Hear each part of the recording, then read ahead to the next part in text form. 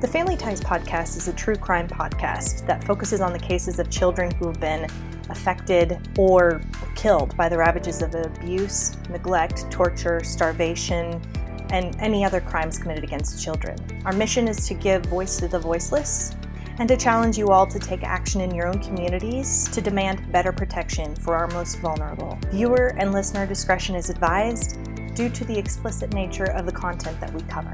Welcome back to the Family Ties podcast. Kelly Ritchie here. Thank you all for joining me today. Before we get started, I'd like to invite each and every one of you to subscribe to my YouTube channel, like my videos, and share your thoughts and comments with me. And for those of you who are listening to the podcast, please rate and subscribe wherever you find your pods. I welcome your feedback, your suggestions, and your case recommendations, so please post away.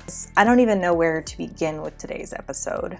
This case was one that I'd not heard of before, but was recommended by one of our viewers. And I am just warning you in advance, this is extremely upsetting. The events and details are extremely tragic, they're heinous, upsetting, and once again, all of this could have been completely prevented. Today we'll discuss the torture, abuse, murder, and horrific disposal of 7-year-old Adrian Jones. This is another story out of Kansas. And there are so many people in this story who failed little Adrian that if I had a way to name each and every one of them for you, I would. But there are just too many people to count in this child's life who failed him. This was failure, negligence, and pathological apathy on the part of those who knew yet did nothing. Now, let's start at the beginning.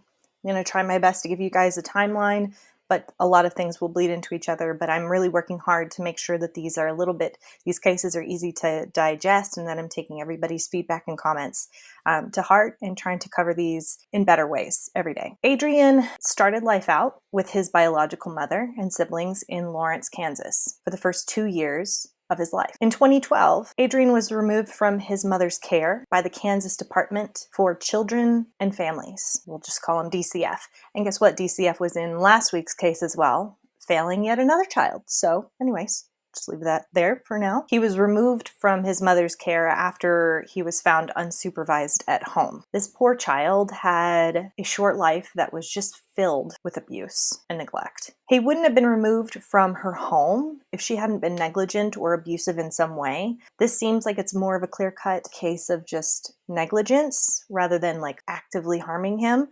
But I don't really know the full story there. Like how many times DCF had been involved, how many times this mother had popped up on the radar, had been called and reported on, whatever. But this is what happened. So then DCF then sent Adrian to live with his father, Michael Jones, and his wife, Heather Jones. Only 3 months later, hotline calls were flooding in about how Michael had guns everywhere and how Heather was seen to be high on drugs, in addition to some other concerns for Adrian's safety. The pair had other children living in the home in addition to Adrian, and there were reports made about other children also showing signs of starvation, weight loss, and physical injuries. Some of the hotline calls that were being made stated that Adrian was being beaten and choked by Michael and Heather. Additionally, one other caller told Child Services that Adrian had been spanked so hard on one occasion that his buttocks were bleeding. CPS is going to do something, right?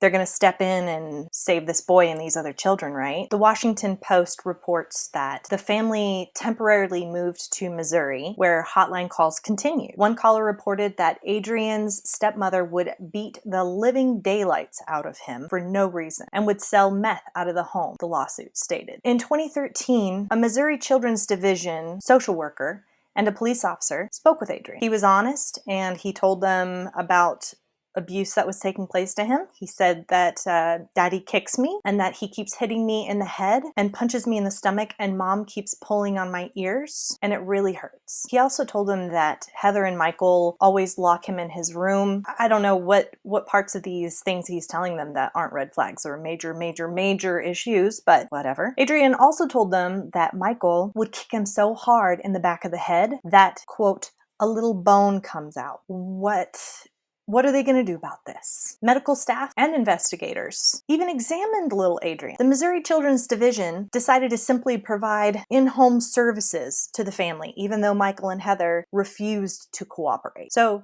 they decided it was best not to remove him or anything, but to leave him there and just provide more services that the family is completely just refusing. In fact, it gets even worse. Adrian was the one who was treated as the problem by CPS. He underwent treatment for disruptive behavior and parent-child relationship problems. The Washington Post also reports that his father and stepmother reported that Adrian frequently wet the bed, stole and hoarded food, picked sores and lit fires. All of these things that are characteristics that are common in young victims of child abuse. At one point, Michael and Heather even asked authorities to remove Adrian from their home. Yet Adrian remained. Even though the children's division knew about abuse taking place, they left Adrian there to starve and die. There was plenty of evidence to corroborate Adrian's version of events of abuse and neglect. In fact, Adrian's own grandmother reported his abuse to DCF twice before he was murdered. So there's plenty of opportunities here to do the right thing or protect this child. Like, why would you not consider turning him over to the grandmother? I just don't understand.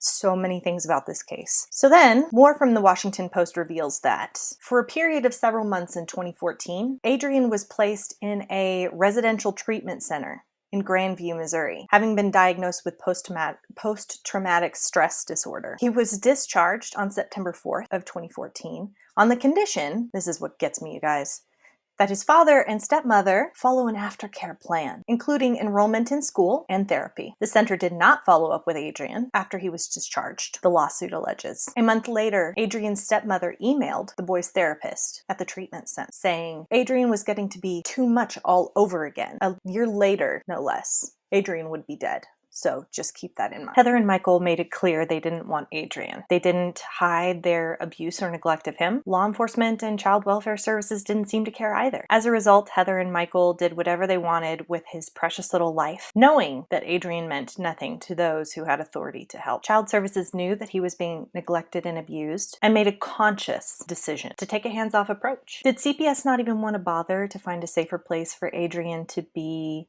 placed, even short term? Some of the abuse was even documented on Michael and Heather's extensive security camera system that was set up around their property. According to the timestamps on the recorded footage, it looks like the abuse had been going on for at least the past 9 months. And to make matters even worse, the sick couple recorded Adrian's torture, abuse, and murder. Heather even saved their photos of abuse and torture of Adrian to her iCloud, and even shared these horrible photos with multiple people over Facebook and shared her stories of their intentional abuse with others. So when I talked about how many people existed that failed little Adrian, I'm including these people as well. The Washington Post reports that leading up to the boy's death, his stepmother, Heather Jones, often posted angry rants about Adrian and alluded to wanting to kill him, according to an affidavit that was obtained by the Kansas City Star. On Christmas Day, 2014, the stepmother made a reference on Christmas Day. Like, seriously, that just struck me in the face. I just